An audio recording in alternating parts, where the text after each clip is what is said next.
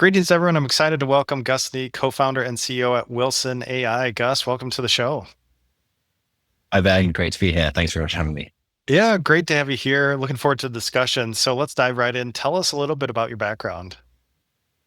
Yeah, absolutely. So my background's in engineering and entrepreneurship at Oxford, but then a little bit unusually, I then went on to law school and became a lawyer at a firm called Clifford Chance, which is one of the largest law firms in Europe. Then I worked actually both as a lawyer in private practice and in-house. What I found when I was in the in-house teams that was really interesting is they're often completely swamped with a big range of tasks, many of which could be automated.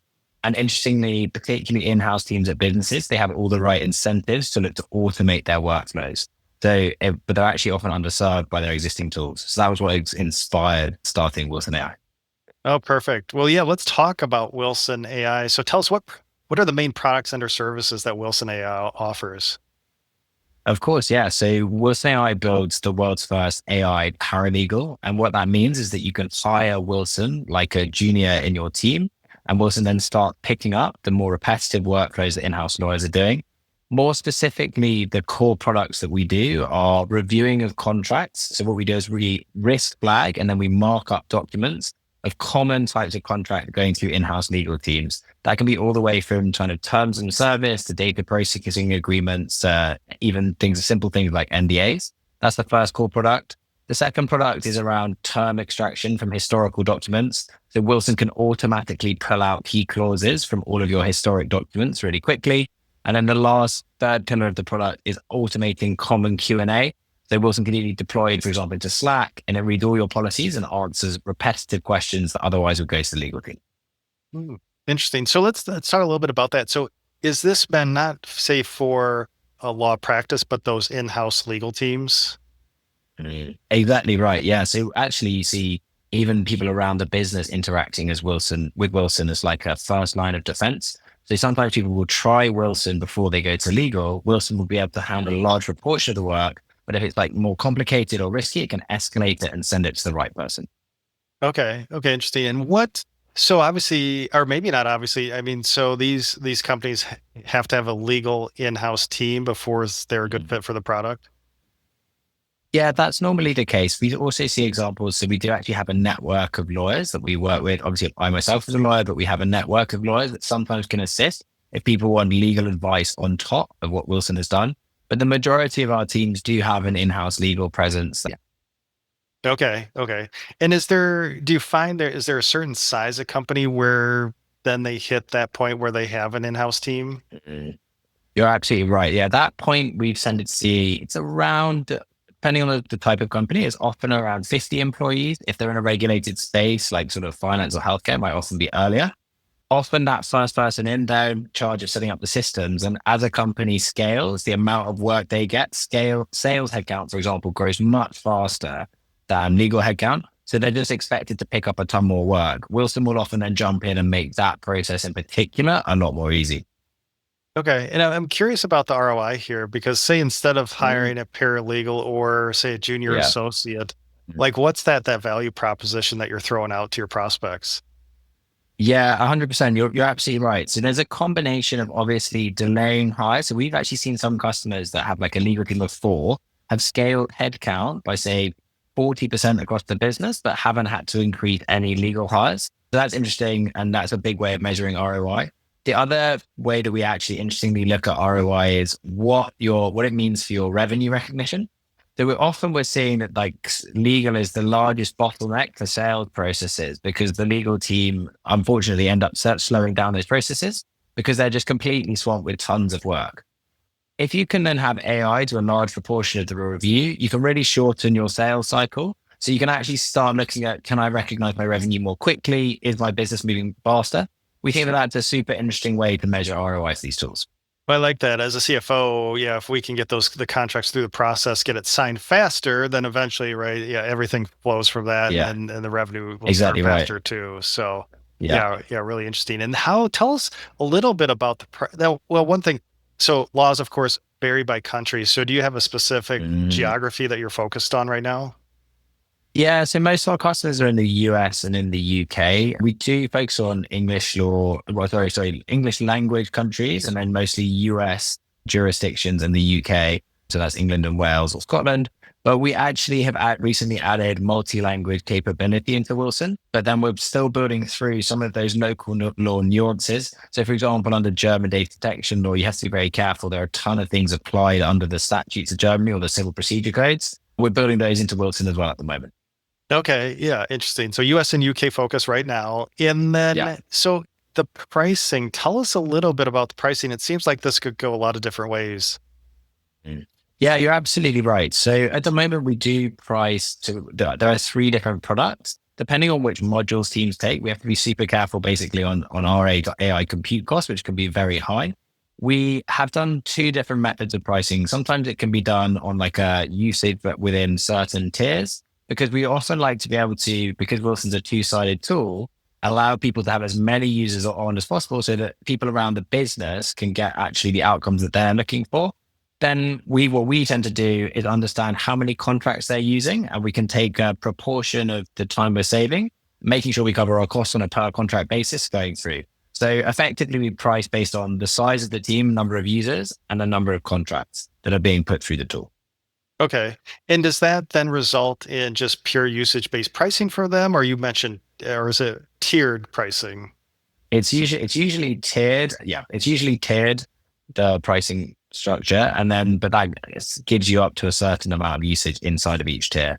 You can get a sense from what's one thing that's interesting is we've seen some teams that have 2 legal and 3,000 employees in an organization, but you can actually also see a startup with a far smaller quantity of documents or a far smaller quantity of questions when there's actually 2 legal people because it's a fintech company. They've only got 20 employees. For us, we have to be careful. You can't price directly off the team size, and it's actually pretty hard to price directly off the number of contracts as well.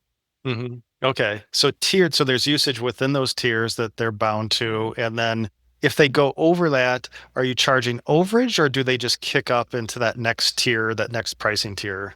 Yeah. So actually the way we often do this is we jump up and discuss, but we do, so the moment they cross the threshold, we notify them, but whether they will also move into like a prearranged additional usage plan. But often we would call people and have a discussion at that point. Okay, so if they cross the threshold, maybe there's a little kind of grace usage, and then you reach out and see if you can maybe upsell them into that next tier. Yeah, well, often, I mean, we're super focused. To give you a bit of a sense, what we're most focused on is really optimizing the product. Our early revenue is promising, but we think that the main thing for us is actually prioritizing user adoption and product development. So we're in very regular contact with people using the tool as well. So there's no chance of kind of going into a new tier without us having been continually speaking with these teams. Yeah. Yeah. Love it. Well, yeah. Appreciate that insight. Really fascinating. So let's talk some stats and figures. What year did you found Wilson AI? Yeah, of course. So we actually started the company in August of 2024. So we are coming up on just over 6 months old. So we're pretty new. Yeah, you're early innings. That's great. And then do you have a headquarters location? Yeah, so we have a dual presence between London and San Francisco. So our fundraise was between, most of our investors are in San Francisco and New York. We're also a Delaware entity, but a lot of our team are in London. There's some amazing AI and technical talent in London, but we also have customers and focus a lot on the US market. And then what's your current team size? There are 5 team members in total. That's myself as the CEO, our CTO, Alex, and then we have 2 founding engineers and the founder's associate. Kind of our view is that having less really high quality people is the way to move the fastest. Okay, perfect. So 5 staff right now. And then anything you want to share around ARR revenue ranges?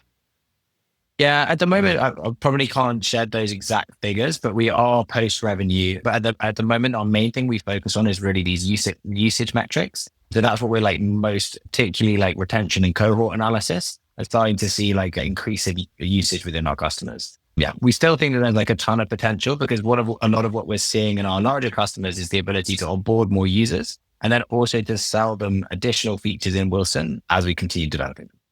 Okay, yeah, makes sense. And then tell us, so early innings here, so 6 months or so in, tell us a little bit about your go-to-market motion. How are you finding these initial customers?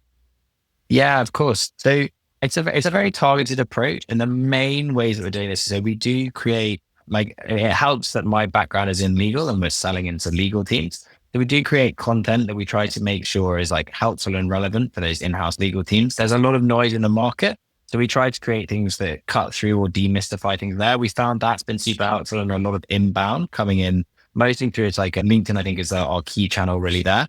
Then we also do things like webinars and training sessions. Again, we found that alongside partnerships with things like fractional VCs and legal tech consultants have been amazing ways to access their distribution and their networks. Lawyers are very interesting in that they're often, once they find a tool that they're interested in or excited about, they're really willing to then go and share their networks and like pass that around them. That's been super helpful. The last two buckets I would say is like email and LinkedIn outbound. So we reach out to people as well. Okay. So a lot of helpful content, education, webinars. So appreciate that. And then let's switch over to the fundraising side. How much capital have you raised to date? Yeah. So we've raised a $1.7 million pre-seed round. Our company started in an accelerator program called Entrepreneurial First. That's like a European equivalent of Y Combinator. So they find the best talent from around the world. But at that point, you join not necessarily in a team.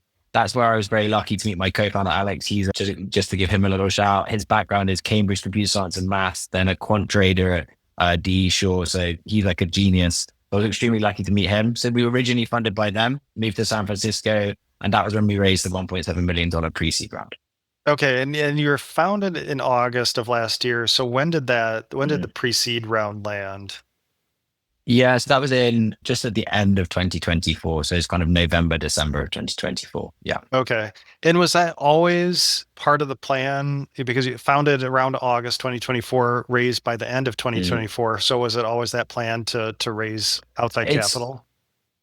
It's an interesting one. So what we found is going to Entrepreneurial First, before they would invest in us during that accelerator, you had to generate a lot of commercial proof, which we did through companies that were showing their willingness to pay for the product. We then had an early version of the product that people were using, but we were getting a lot of feedback of what we could build. So having additional engineering resource for us was particularly crucial at that point. That was what drove us really to go out to fundraise, is having this list of customers, knowing what they wanted. But at the moment, it's an extremely dynamic time where fundamentally the faster you can ship and go and solve those customers' problems are super important. So that was why we went out to fundraise.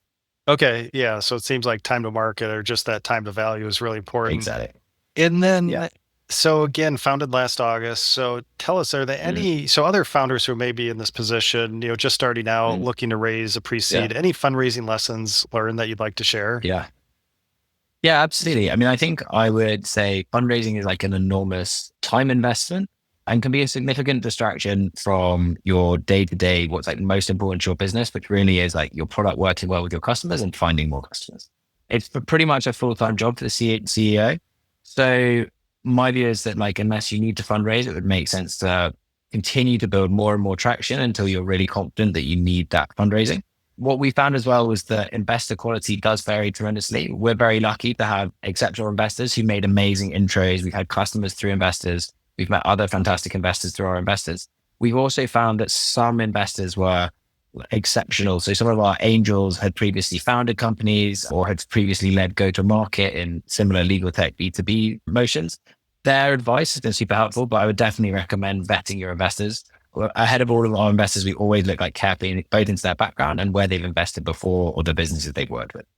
Yeah, appreciate that insight. And that does come up quite a bit, is that founder investor fit, and doing a little research on your side before you hook up with those investors. So appreciate that insight. And then I guess before you mentioned looking at, say, product adoption and usage. So are there any favorite numbers or metrics that you're focused on right now to guide the business? Yeah, I think really it's like retention with cohort analysis. So often it would be 30, 60, 90 days after onboarding, weekly or daily actives, starting to look at those numbers across cohorts, because that helps us to measure how well the product is landing and whether or not what we're doing is improving the experience that people are having on the tool. That, alongside the other key thing we look at often, is for us usage metrics. That might be the number of files or chats. Those are generally correlated well with like performance within the tool. So if people are using a lot for chats and uploading files, generally they're finding value out of the tool. So those are what we focus on the most. Okay, so classic. So that cohort retention analysis, just watch that over time. And then with the product usage, so you mentioned files, maybe the file uploads or chats on the platform. Are there flags that you've learned to find, as far as maybe usage declining or anything early on there that you see that you look for that may be an indicator that the customer is not adopting the product?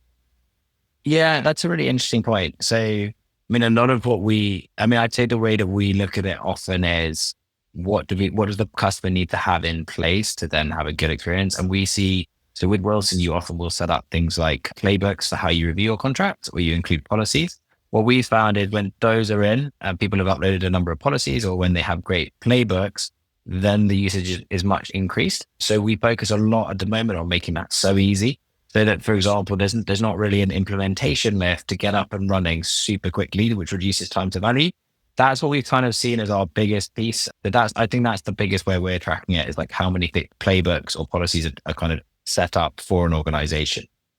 Okay, so it sounds like they do need to maybe upload or seed it with some reference data, maybe about how their process works, and then they can start uploading actual contracts and asking questions. It will work. It works out of the box, for example, for reviewing contracts with our default playbooks. But we've definitely seen that when people have put that information in, they start getting even more value out of the tool.